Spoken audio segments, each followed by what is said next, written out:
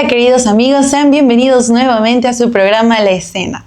El día de hoy vamos a salir un poquito del contexto del mundial porque, bueno, los medios nos están saturando un poco para conocer a profundidad a un personaje que ha marcado una generación que sí o sí nosotros lo hemos tenido que ver en las noticias porque siempre nos ha contagiado con su carisma, como él mismo relataba las noticias. Realmente estoy, incluso yo, muy emocionada de tenerlo presente aquí, pero sin más preámbulo.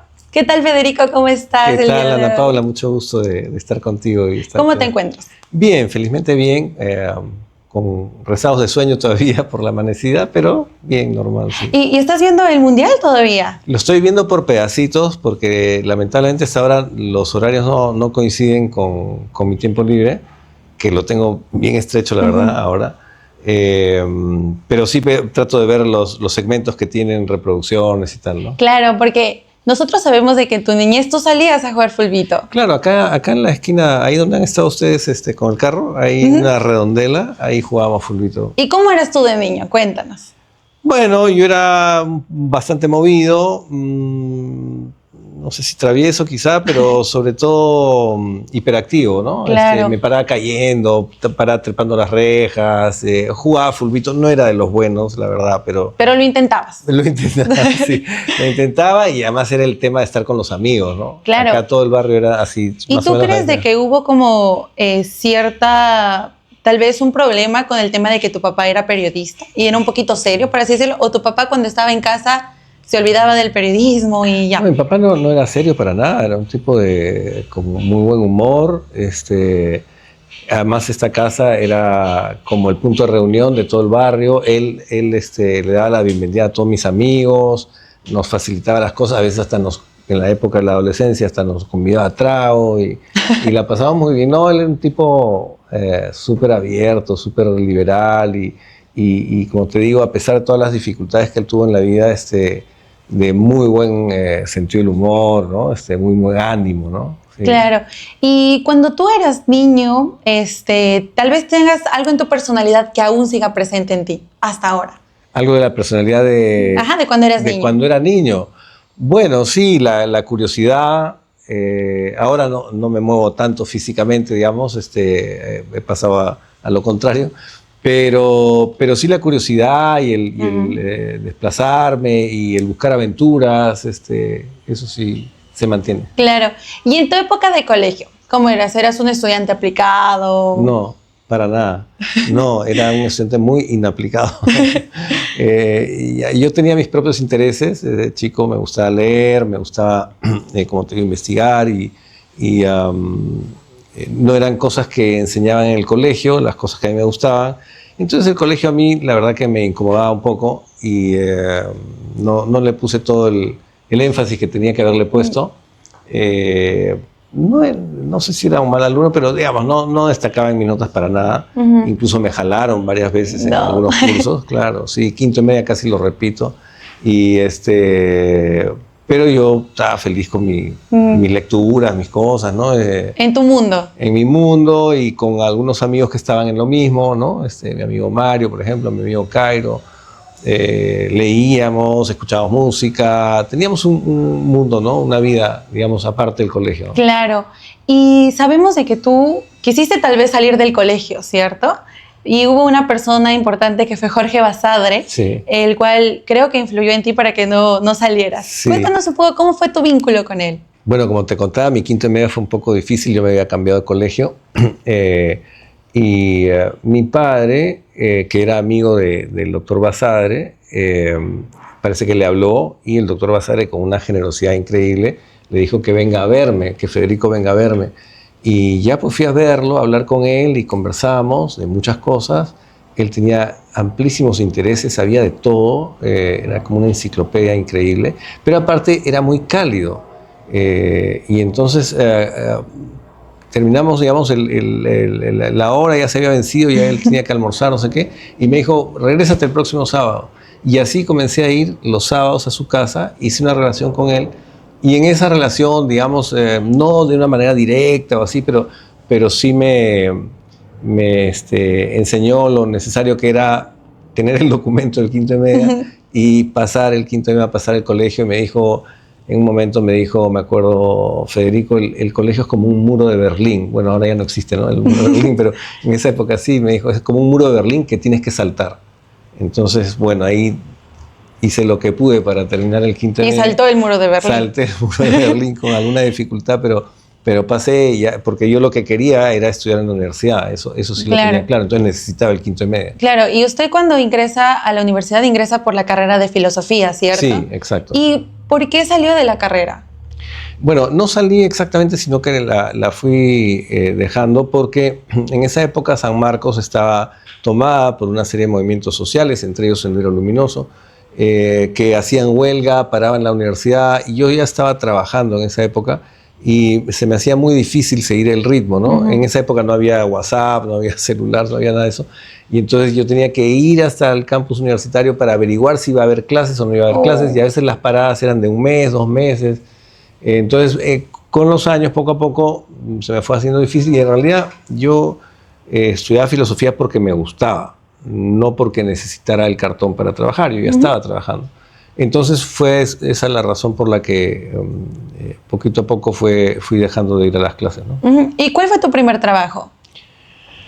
Bueno, mi primer trabajo, dependemos que a qué le llamamos trabajo, ¿no? Pero recuerdo que de adolescente, 15 años por ahí, me dieron un cachuelito de cuidar en una tienda. En esa época existía, que ahora ya no existe, que era una tienda casi como un supermercado, ¿no? Se llamaban las tiendas Tía. Y no sé cómo un amigo de la Academia de Karate, no sé qué, me pasó la voz y ya pues fui vigilante un tiempo ahí, ¿no? Un tiempo corto. Y después mi primer trabajo vinculado al periodismo fue cuando yo tendría 17 creo, que mi padre con sus amigos sacaban un periódico, porque el gobierno militar había tomado los diarios, y él trabajaba ahí, entonces con sus amigos hicieron un periodiquito muy rudimentario, digamos, muy precario, pero hubo temas con la imprenta y me mandaron a mí, por lo menos un verano, unas vacaciones, me mandaron, del 77 me acuerdo, fui a trabajar en la imprenta increíble te va a sonar, pero en el conteo de los diarios y el empaquetado con el suncho, ¿no? Porque en esa época y en esa imprenta chiquitita del centro de Lima se contaba manualmente los ejemplares para empaquetarlos, ¿no? Entonces eso hacía yo. Ese era su primer trabajo, básicamente, primer trabajo, ¿no? Sí. Y cuando usted sale, sabemos de que Chirino Soto los llama los jóvenes turcos. Sí. Yo creo, me puede fallar la memoria, pero yo creo que fue en realidad Alfonso Grados Bertolini, que era ministro de Trabajo, quien puso la chapa, pero algunos de mis amigos dicen que fue Chirino. Bueno, da lo mismo. Sí, pero los bautizó como tal, ¿no? Los jóvenes turcos, sí. Usted en esta experiencia donde estaba con Spa, Jaime Bailey, ¿cómo usted se sintió o qué aprendió de este grupo? Bueno, el grupo no era así como decir que entras a un club, ¿no? Sino que éramos los amigos que trabajábamos en el diario La Prensa, los amigos jóvenes, digamos, ¿no? Y teníamos más o menos ideas parecidas y nos oponíamos al gobierno, ¿no? Y claro, éramos más radicales que los mayores. Los mayores del diario eran bastante más serenos, obviamente, y entonces por eso era que nos decían los jóvenes turcos, ¿no?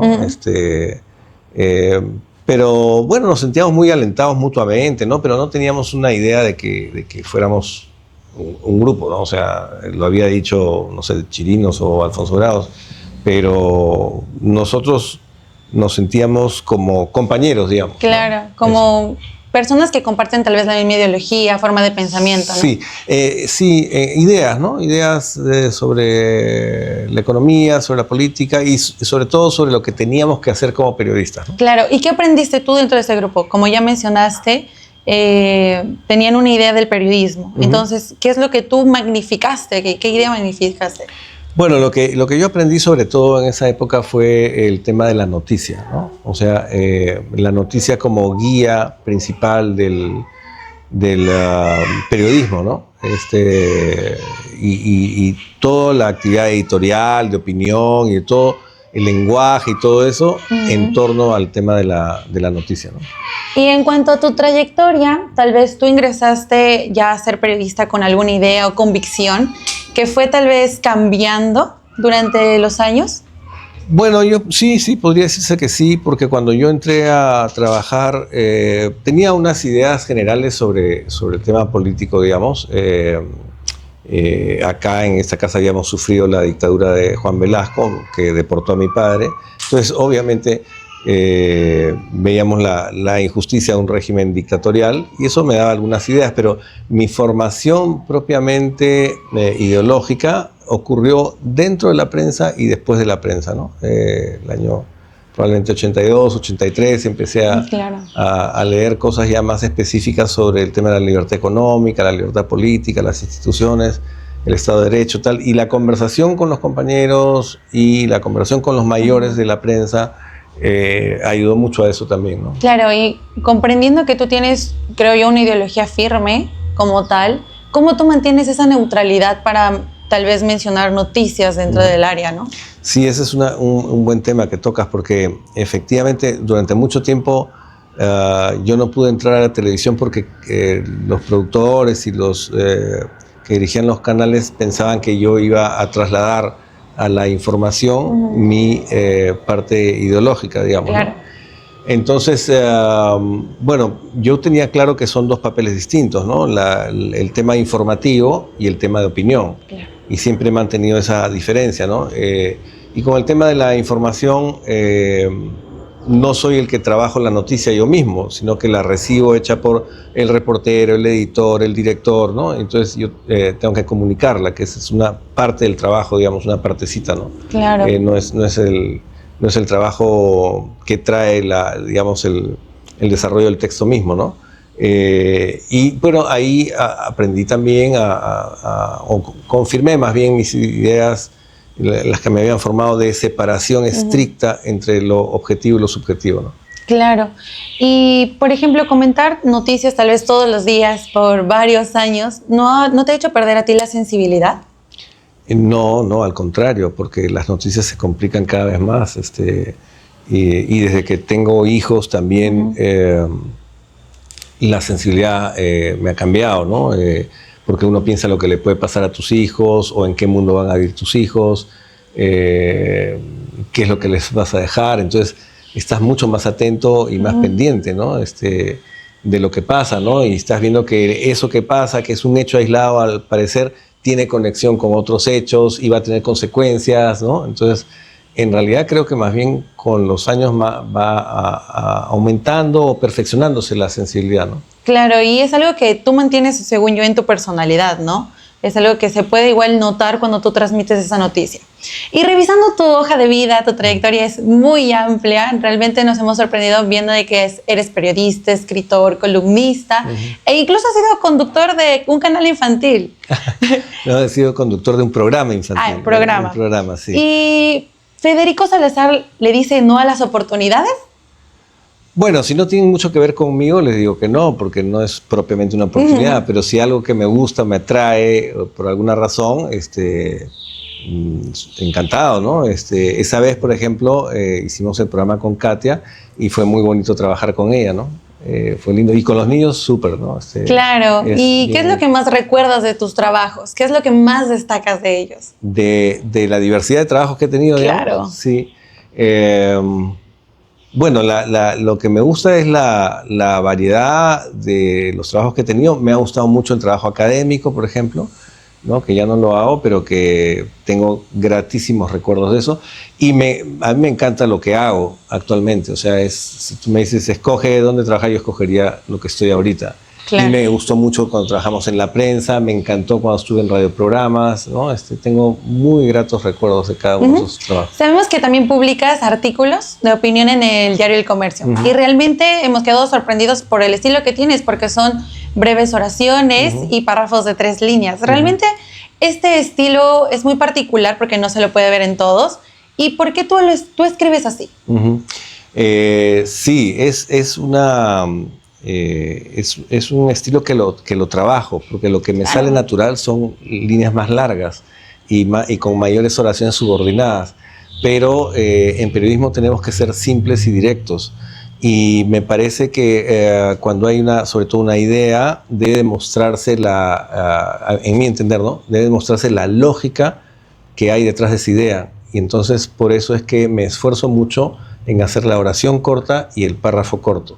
Y además, visualmente, también hay un efecto de cuando los párrafos están entrelineados con blanco. O sea, entre párrafo y párrafo debe quedar una línea en blanco. ¿Para qué? Para que visualmente te atraiga a abordar la columna o el artículo. Porque si tú pones como una sábana, digamos, yo creo que ni siquiera, mucha gente ni siquiera empieza a leer. Entonces, por lo menos hay un tema visual, un tema que llamamos de arte gráfica, ¿no? Que sean los párrafos cortos, ¿no? ¿Y qué es lo que te permite la escritura que tal vez en la televisión no? Argumentar. O sea, es bien diferente, ¿no? En la televisión estoy además en un noticiero. Entonces, en el noticiero, como tú decías, tienes que presentar las noticias. Y eso es, digamos, un tipo de trabajo. En el periódico y en general en los textos, tú puedes argumentar, puedes desarrollar una idea, puedes pulir el estilo, puedes revisar. La televisión es en vivo, entonces no puedes revisar, no puedes retroceder. Mejor lo pongo de esta manera, ¿no? No, claro. No. Entonces, ahí son otras virtudes, ¿no? Otras capacidades las que tienes que buscar y desarrollar, ¿no? En el periodismo escrito, ahí me gusta mucho la posibilidad de pulir, de mejorar, de hacerlo, digamos, que comunique lo más posible, ¿no? Claro. Y en cuanto a tu experiencia en la televisión, cuando tú llegaste y fue la primera vez que te sentaron, te pusieron el prompter para que tú hablaras, comunicaras esa noticia, ¿qué fue lo que sentiste? Mira, la primera vez no fue noticias. Yo la primera vez que estuve en televisión, estuve en un programa que se llamaba Pulso, donde estaba Jaime Bailey, Carlos Spa también, mi papá también estaba. Era como una ronda de preguntas, ese formato ya no existe ahora, una ronda de periodistas que preguntaba a un entrevistado. ¿Okay? La primera vez que, para seguir tu pregunta, la primera vez que me pusieron el micrófono, por supuesto no había prompter, nada de eso, sentí la espalda así tiesa, nerviosísimo, cuando me tocaba hacer mi pregunta y tenía que pensarla bien y formularla rápido, ¿no? Sí me acuerdo esa experiencia y de hecho por ahí de pronto me ha vuelto a pasar algo así, ¿no? Pero sí me acuerdo esa primera vez, sí. Claro, y me imagino que sentías un poco de presión tanto por tu padre que estaba ahí, ¿no? Claro, ¿no? Y sabes que estás hablándole a cientos de miles de personas, ¿no? Que es diferente del periódico, tú escribes, mandas la columna y ya, ¿no? Claro. No ves a nadie. Y, por ejemplo, ¿nunca te has animado, por ejemplo, a sacar un libro más adelante, quizás? Es una tentación que siempre he tenido. Estoy ahora trabajando en un proyecto, pero vamos a ver si se produce. No es algo que me mate, pero sí me gustaría escribir algo. Sí. Y realmente esperamos de que sí puedas lograrlo. Creo que la mayoría de personas que ha crecido contigo creo que sí leería lo que tú escribes, ¿no? Pero lo que a mí me gustaría escribir es algo que tiene que ver con las investigaciones que yo hago, porque yo aparte del periodismo investigo temas un poco más académicos, digamos, ¿no? Ahora estoy investigando a un economista del siglo XIX, austriaco, del que se sabe muy poco, y justo quisiera dar a conocer a la gente interesada sobre su pensamiento y sobre su vida, y etcétera, y todo lo que he leído yo sobre eso, ¿no? Pero eso no va a ser para masivo, pues, o sea, eso va a ser para un público académico, digamos. Claro, porque también has sido docente. Sí, he sido docente en lindísimas experiencias que me ha tocado tener. Fui muchos años en la San Martín de Porres, estuve también en la San Juan Bautista y en San Ignacio de Loyola, y antes en la escuela de San Ignacio de Loyola. Me he encontrado con alumnos que me han pasado la voz, hace poco me encontré con uno que me dijo, yo estuve en la escuela, que no sé, qué increíble, ¿no? Sí. ¿Y a los cuántos años tú empezaste a hacer la docencia? ¿Y por qué te encaminaste por ese camino? Bueno, docencia, a ver si me acuerdo, yo había enseñado, estando en la universidad, había enseñado en una academia preuniversitaria un tiempo, ¿no? Todos los cursos relacionados a razonamiento verbal y esas cosas, ¿no? Después de eso, sí me llamaron cuando ya estaba yo en periodismo, me llamaron para trasladar mi experiencia, digamos, ¿no?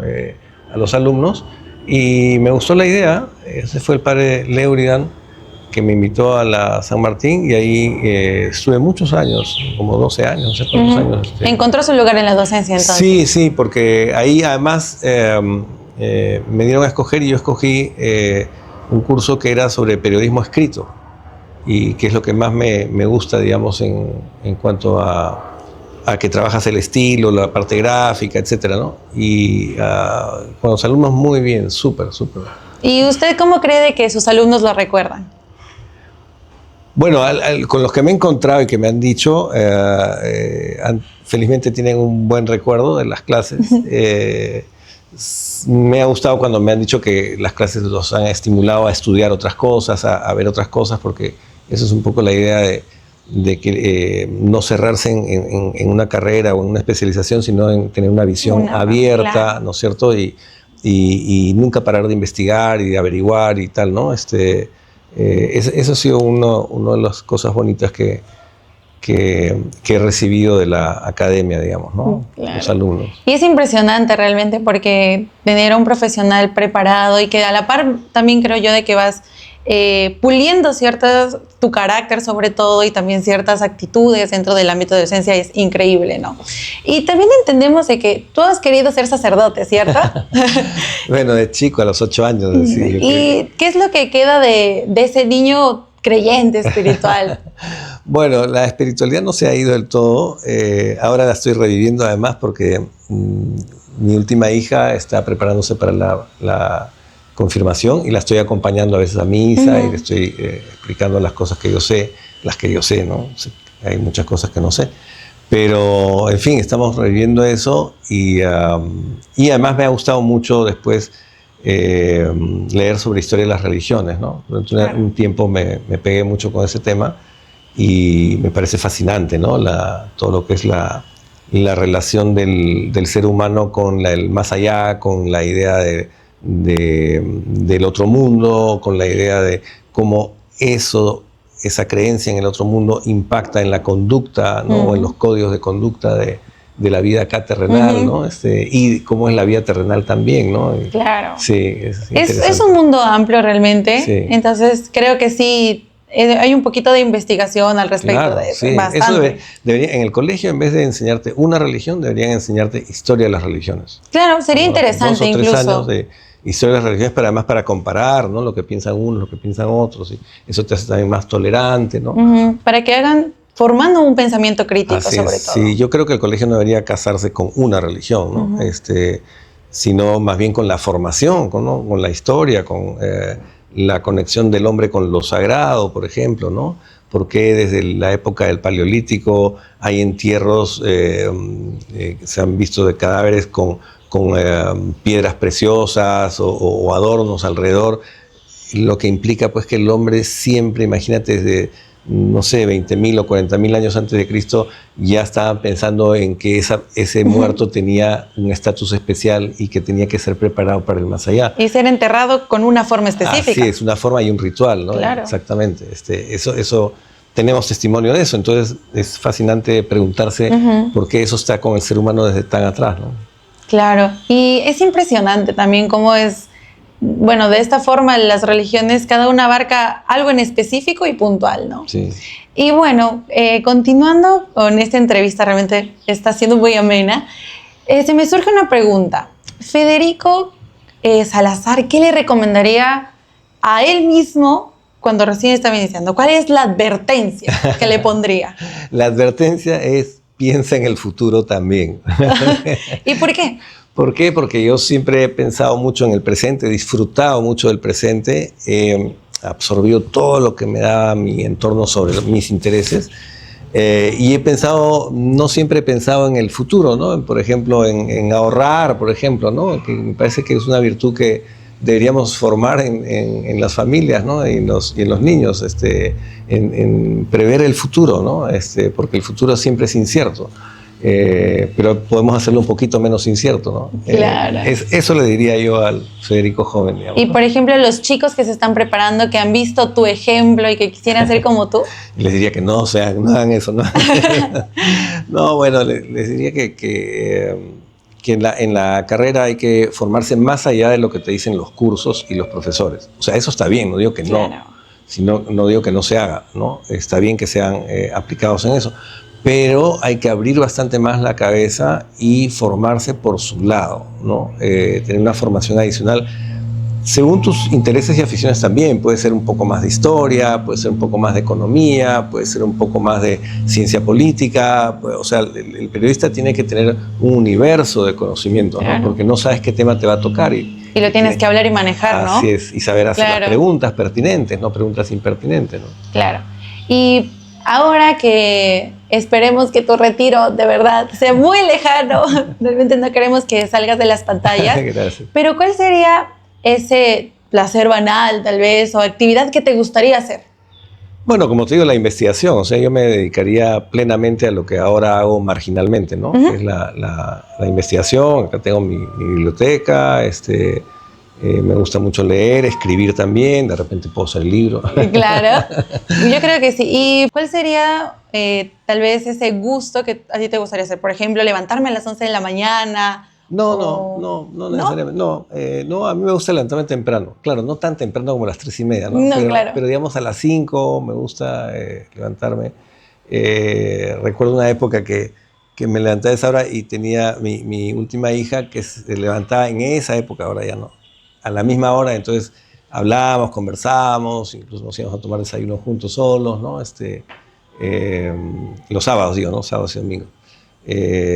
Pero claro, todos los ritmos cambian. A mí me gustaría poder regresar a eso, ¿no? Claro. Levantarme temprano y tener todo el día para arriba. Para ¿no? seguir, Libre, ¿no? Sí, sí. Bueno, Federico, realmente creo que nos gustó bastante haber comprendido esa parte tuya, un poquito Gracias, más conociéndote. Y realmente es amigable tener tu compañía. Gracias, Esperamos de que nos puedas Ana acompañar Paula. en otras ediciones. Y bueno, sin nada más que decir, muchas gracias por tu presencia. Estamos muy agradecidos con ella. Gracias a ti, Ana Paula, por el interés y por las preguntas que me ayudan a repasar un poco mis temas. Ay, qué bueno, muchas gracias. Y bueno, muchas gracias por habernos acompañado en este programa de La Escena. No se olviden de conectarse con nosotros para una próxima edición. Gracias.